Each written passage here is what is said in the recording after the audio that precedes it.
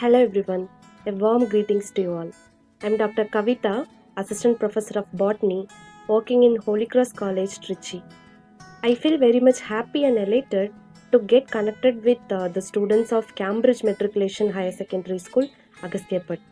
I am here in front of you to make you aware of the negative impacts of invasive alien plant. Have you seen these plants? Hope you have seen these plants. Scientifically, these plants are called Prosopis juliflora. In Tamil, it is called Seemai Karuvelam. It can be seen everywhere. When you travel on the bus or train, we can see many of these plants through window side. These plants actually, they are not native to our country. They are called invasive alien plants because they were introduced in our country. So during 1960s, these plants were introduced in our country to meet wood requirements and charcoal requirements. This plant is a native species of South and Central America. And these plants have the ability to grow even at the dry atmospheric condition, that is at the drought environmental condition. They can grow well because of their adaptive features. They have well developed root system, through that they can survive even without water. And a mature plant can produce hundreds to thousands of seeds, and these seeds are very much viable. Even up to 10 years they are viable. If you bury these seeds inside the soil, even after 10 years it can grow and germinate into a new plant. So that much viability these plants seeds have. Because of their fast growing ability even without water, and because of their strong reproductive pattern, they grow and they spread everywhere in our country. Okay, what is the problem? Why are we talking about these plants? In what way it is connected with our environment? Yes, it is a very big threat and dangerous species to our environment. I'll tell the reason.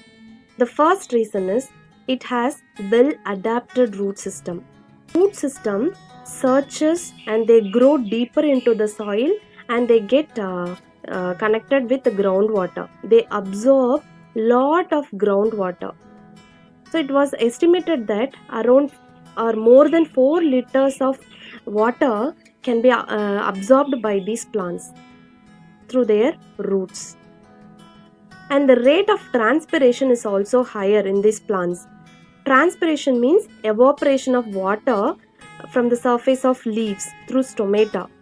So the evaporation rate, the transpiration rate is also higher as it is a drought species, because they are exposed to the sunlight directly. So the transpiration rate is also higher. So a single plant absorbs more than 4 liters of water daily. That the groundwater level is very much reduced in the place where these plants grow. And the second thing is it absorbs more amount of moisture content from the atmosphere. So the place where these plants grow well receive less amount of rainfall. It has negative impacts on the rainfall, and it automatically increases the temperature of that area. The next problem which is associated with this plant is these plants restrict the growth of other plant species. No other plants could grow in the place where Prosopis plants are growing. It allows the growth of Prosopis plants alone.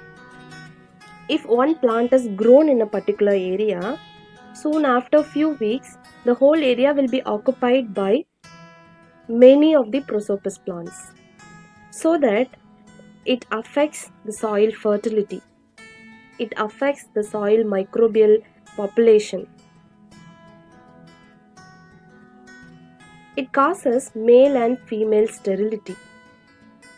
And the cattle who often feed on these plants are also being affected, because it causes infertility to the cattle also. It cannot even shelter birds as it generates less amount of oxygen and more amount of carbon dioxide. If these plants are growing in such a way in this fast manner, soon the whole environment, the whole country becomes desert. So what can we do? What is the solution?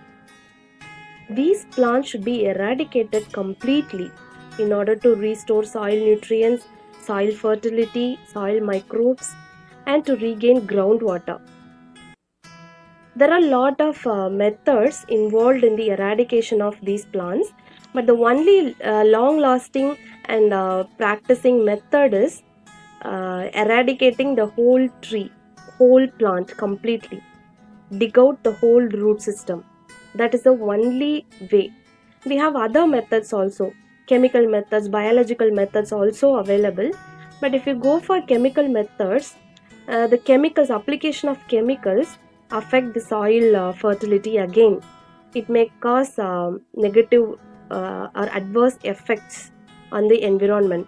So chemical method of eradicating these plants is not advisable, and it is more expensive also.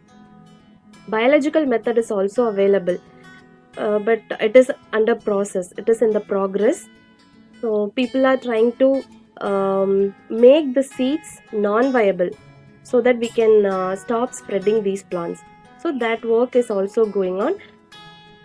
So the mechanical way of destroying these plants is the only possible solution, and which is the most effective method that we should follow. Hope you all are aware of the negative impacts of prosopis plant.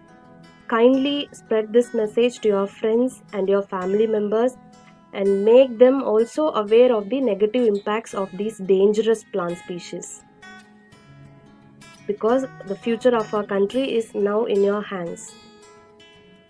Instead of cutting cakes every year on your birthday, it's my humble request, kindly take a pledge to destroy at least a single prosopis plant per year on your birthday. Thank you.